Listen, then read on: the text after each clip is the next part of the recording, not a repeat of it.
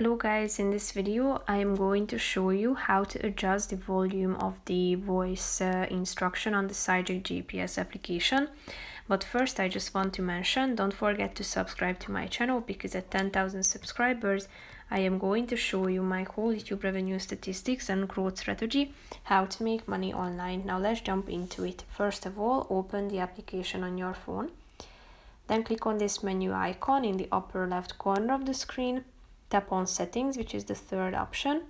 Click on language and voice, that's the second feature within the general section. And finally, click on the third option, set volume. Adjust the volume, no.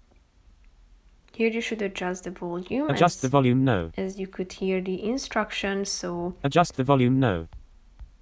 Just use the buttons on your phone and then you will be able to set the preferred volume of the instructor. So that's pretty much it for this video, guys. See you in the next one. Bye bye.